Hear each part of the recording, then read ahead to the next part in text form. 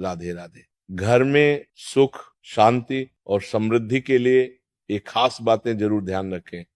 आप सभी लोग जो अपने घरों में दीपक जलाते हैं, उसकी बाती का पूरा जल जाना या बच जाना क्या संकेत देता है? ये आपकी पूजा, घर, मंदिर और खास अवसरों पर जैसे कि दीपावली, व्रत और अन्य धार्मिक अनुष्ठानों में दीपक जलाने से जुड़ा है। क्या कभी आपने सोचा है या देखा है कि जब दीपक जलाते हैं तो वो आपके जीवन में कौन से संकेत दे रहा है? क्या आपके दीपक की बाती पूरी तरह से जल जाती है या वो आधी जली रह जाती है? और क्या दीपक की बाती पर फूल बनने का क्या अर्थ होता है? क्या आपको पता है कि पहले से जले हुए दीपक में बाती जलाना आपकी परेशानियों का कारण हो सकता है या नहीं? और कितने समय तक, कितने सालों तक एक ही दीपक का उपयोग करना शुभ माना जाता है या अशुभ? आज हम इन सभी रहस्यों का पर्दाफाश करेंगे और जानेंगे कि दीपक आपके जीवन में खुशहाली या बाधाएं कैसे ला सकता है। तो आपको जानकर हैरानी होगी कि आप अपने पूजा घर या मंदिर में दीपक जलाते समय अगर ये गलती करते हैं तो आपको इसका परिणाम जरूर भुगतना होगा। दीपक की बाती का पूरा जल जाना और बाकी का बच जाना भी अलग अलग संकेत देता है, जो आपके लिए जानना बहुत जरूरी है। जब हम पूजा करते हैं तो हमारा दीपक कभी कभी अचानक से बुझ जाता है और कभी कभी ऐसा होता है कि हमारी पूजा होने के बाद हम उस दीपक को भगवान के सामने जलता हुआ छोड़ देते हैं। लेकिन कुछ समय के बाद दीपक अपने आप बुझ जाता है और घी बचा रह जाता है। और कभी कभी तो हमारे दीपक की बाती पूरी जल जाती है और उसमें फूल भी बन जाता है। तो इनके अलग अलग नकारात्मक और सकारात्मक परिणाम होते हैं। तो सबसे पहले ये जानते हैं कि अगर हमारे दीपक में फूल बन रहा है तो इसका क्या मतलब होगा। अगर हमारे दीपक की बाती में फूल बन रहा है तो इसका सीधा सा मतलब है कि भगवान ने हमारी प्रार्थना को स्वीकार कर लिया है और वह हमारी पूजा से प्रसन्न है। वह इस बात का संकेत बाती में बने इस फूल के माध्यम से देते हैं। अगर आपके घर में दिव्य शक्तियां मौजूद हैं और आपके साथ साथ वह भी ईश्वर की पूजा में अपना ध्यान लगाती हैं, तो अगर आपके दीपक की बाती में फूल बन रहा है, आप सच में बहुत भाग्यशाली हैं। इसी के साथ दीपक जलाने के भी कुछ खास नियम आपको जरूर जानने चाहिए। अगर आप पहले से जले हुए दीपक में अपनी बाती रखकर जलाते हैं तो ऐसा करने से दुर्भाग्य आपका पीछा कभी नहीं छोड़ता। अगर दीपक में पहले से जली हुई बाती की राख या फिर रुई और कालिक है और आपने अपनी बाती इसमें रखकर जला दी, तो ऐसा करने से भगवान आपसे प्रसन्न होने के बजाय नाराज हो जाते हैं और आपको इसके बहुत ही भयानक परिणाम देखने को मिलते हैं। आपके बनते हुए काम बिगड़ने लगते हैं, आपकी तिजोरी का धन खर्च होने लगता है और आपके धन आने के सारे रास्ते भी बंद हो जाते हैं। तो हमेशा ये ध्यान रखें कि जब भी आप दीपक जलाएं, आप हमेशा साफ सुथरे दीपक का ही इस्तेमाल करें। इसी के साथ कुछ लोगों की आदत होती है कि वह हर थोड़े दिन बाद अपने दीपक को बदल देते हैं। इस पर गुरु जी का कहना है कि आप जिस दीपक से पूजा करते हैं उसे कभी मत बदलिए। आप उस दीपक को सिद्ध हो जाने दीजिए। जब कोई दीपक रोजाना भगवान के सामने जलता है तो वह दीपक समय के साथ सिद्ध हो जाता है। भगवान की सकारात्मक ऊर्जा उस दीपक में आ जाती और जब भी आप दीपक जलाते हैं तो आपका तन और मन दोनों पवित्र हो जाते हैं। तो आप हर रोज उस दीपक को साफ कीजिए, फिर उसमें बाती रखकर जलाएं। आप जितनी बार भी दीपक जलाएं उतनी बार उस दीपक को साफ करके बार बार उस दीपक में बाती जलाएं। लेकिन अगर आप गलती से उस दीपक को बदलते हैं तो आपकी तरक्की में रुकावट आ सकती है। इसलिए आप अपने दीपक को कभी भी मत बदलना। 10 साल या 20 साल तक आप उसी दीपक में लगातार बाती जलाए, इससे आपका दीपक सिद्ध हो जाएगा। और आप इसका चमत्कार अपने घर में भी देख सकते हैं। अगर आपके घर में कोई भी रोगी हो, बीमार हो या किसी का बुखार नहीं जा रहा हो, तो आप इस दीपक को थोड़ी देर के लिए किसी बर्तन में डालिए और अब उस रोगी को ये पानी पिला दीजिए। 10 से 15 मिनट के भीतर उसका बुखार उतर जाएगा। वहीं अगर आपके घर में किसी को नजर लगी हो या फिर आपके व्यापार में किसी की नजर लगी हो, आपका धंधा अच्छे से नहीं चल रहा हो, तो भी आप इस दीपक को तांबे के बर्तन में पानी भरकर उसमें डाल दीजिए और रात भर के लिए छोड़ दीजिए। अगले दिन सुबह पानी का छिड़काव अपने घर में और अपनी दुकान पर करिए।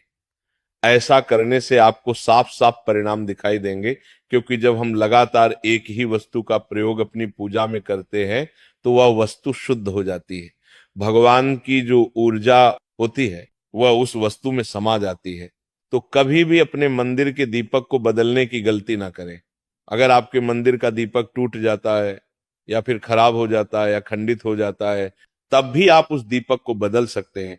लेकिन फिर भी आप उस दीपक को न फेंकें, बल्कि इसे अपने घर में संभाल कर रखें, क्योंकि ये भगवान की सकारात्मक ऊर्जा का भंडार होता है। वहीं अब आपको ये भी बता देते हैं कि अगर आपके दीपक की बाती पूरी नहीं जलती है और आपके दीपक में घी बच जाता है तो इसका क्या परिणाम होता है। सबसे पहले ये देखिए कि अगर आप किसी भी पेड़ पौधे की पूजा कर रहे हैं और पूजा में जलाया हुआ दीपक पूरा नहीं जलता या फिर उसमें घी बच जाता है, तो इससे आपके घर में बीमारियां घर बना लेती हैं और ये बीमारी कभी भी आपका पीछा नहीं छोड़ेगी। तो जब भी आप किसी भी पेड़ पौधे या मंदिर के बाता है हर किसी भी स्थान पर पूजा करें तो ये ध्यान रखें कि उसकी बाती पूरी जले और उसमें घी बचा हुआ ना हो, क्योंकि ये आपकी अच्छी सेहत के लिए बहुत ही अच्छा प्रभाव देगा।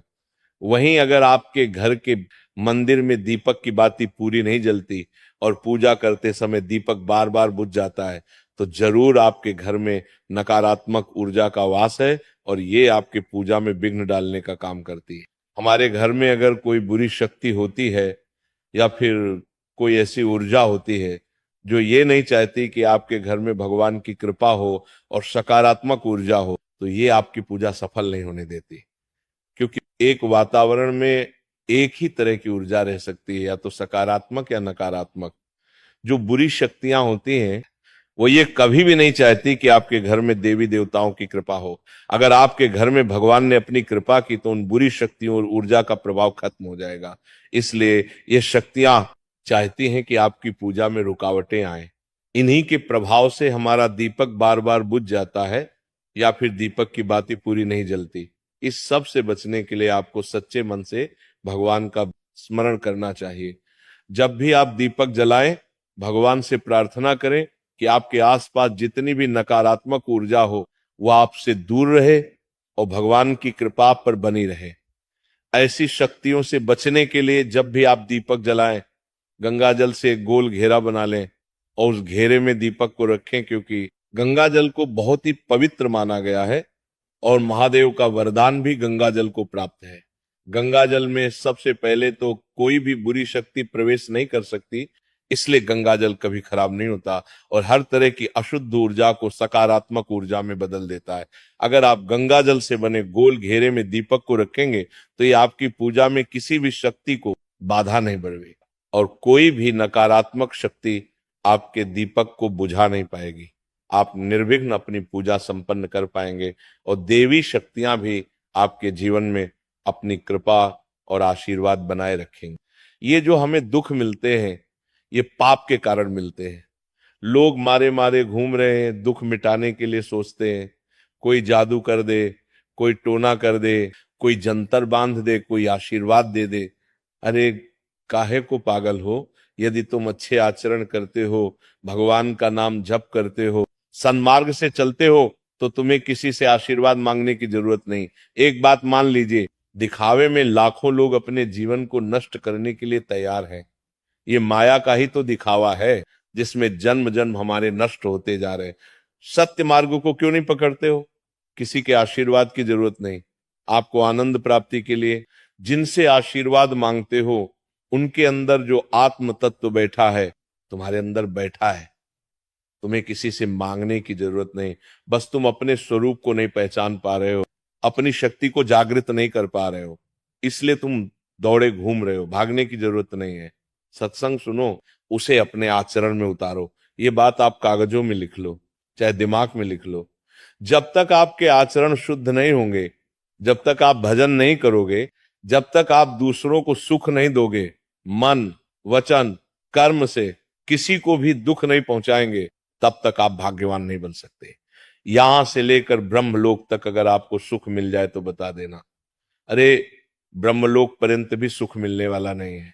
अगर सुख चाहिए, सिंधु जैसा सुख चाहिए, तो भगवान का भजन करो। भजन नहीं करेंगे, बैठकर अपने घर में बैठकर आधा घंटा भजन नहीं करेंगे तो मारे मारे घूमते रहो। सोच रही है भगवान का अवतार है, हमारा कल्याण हो जाएगा। जब भगवान वास्तविक अवतार लिए थे और जिन्होंने भजन नहीं किए उनका भी कल्याण नहीं हुआ। भगवान के अवतार के समय हम भी रहे होंगे, कहीं ना कहीं किसी जीव जंतु के रूप में कल्याण हुआ। क्या अब भजन करोगे तो कल्याण हो जाएगा। हमारी बात मान लो। बार बार आपको कभी कड़वे शब्दों में, कभी मीठे शब्दों में बताते हैं। बचपन से भगवान के मार्ग में लगे हुए हैं, हमको अपना कर्म भोगना पड़ रहा है। जो शरीर रचना के समय रचा गया था वह सुखद या दुखद कर्म भोगना पड़ेगा। बड़े बड़े महापुरुषों को भोगना पड़ा तो प्रारब्ध को भोग लो। ये भोगने की सामर्थ्य नाम जप से आ जाएगी और नाम जप करके जन्म मरण के चक्र से मुक्त हो जाओगे।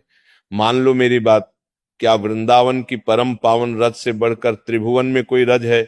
इस रज में बैठकर तुम्हें आनंद नहीं मिल रहा तो कहां मिलेगा तुम्हें? क्या भगवान के नाम से बढ़कर कोई अमोघ शक्ति है जो भगवान को अधीन कर सके? सुमिरन पवन सुत पावन नाम, अपने वश में कर राखे राम। लेकिन समझ में नहीं आता। ये जीव सोचता है कोई तपस्वी, कोई सिद्ध से हमारे दुख दूर हो जाए। भगवान के वचन सुन लीजिए, जब तक